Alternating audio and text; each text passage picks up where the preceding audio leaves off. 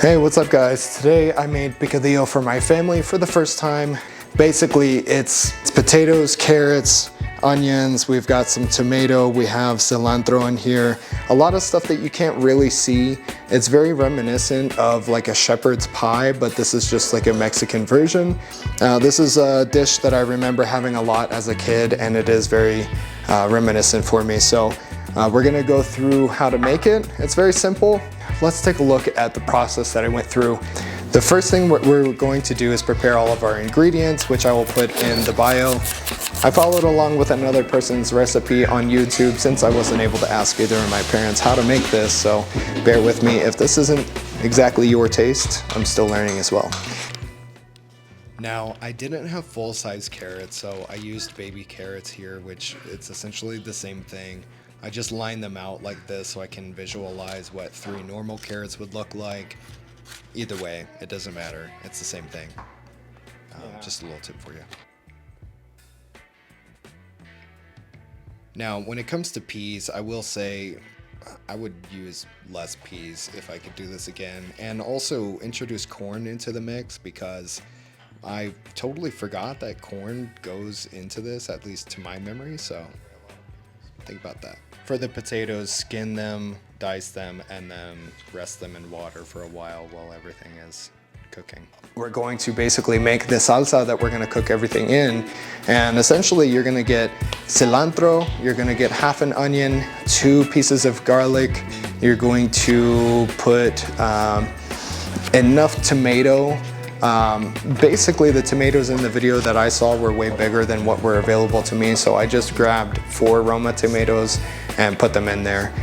It did make it a little bit more watery, but whenever you cook it down, it does help. So as far as seasonings go, you can see I'm using some bouillon, I have some oregano, some smoked paprika, black pepper, and then salt to season.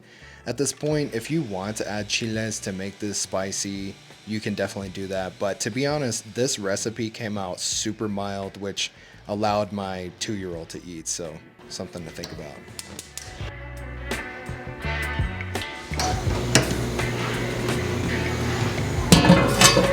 The first thing that we do is we cook garlic and onion at the same time, get those nice and translucent, and then we're going to bring our ground beef into the mix here. The ground beef is going to be cooked pretty heavily, but we want to make sure that prior to the vegetables being introduced, that this is pretty much completely brown.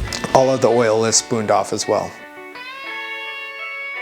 In a big, sufficiently sized pan, we're going to put in our carrots, we're going to put in our potatoes, and we're going to put in, and technically I shouldn't have put the peas in at the same time, however I did put the peas in now. I'm not sure if it makes a big difference, but just note that don't put the peas until later if we're going step by step by the other YouTube video. The beef and the vegetables will be cooking for a little bit. You put the salsa in there, and then you're gonna set the timer for 25 minutes. After that point, you're going to basically see that the potatoes are going to give you the indication that they're ready by showing up a little bit more translucent. You'll notice that when you put the potatoes in, they're gonna be pretty opaque, but when they're done, they'll be translucent. That's your sign that you can go ahead and serve yourself and enjoy some delicious picadillo. So let me know what you thought about that. Give me a note if you tried it out. This is gonna be my first meal, getting back on the healthy horse essentially, so hopefully this gives you some ideas of something else to do with ground beef, because sometimes it can get boring. But thanks for watching, see you later.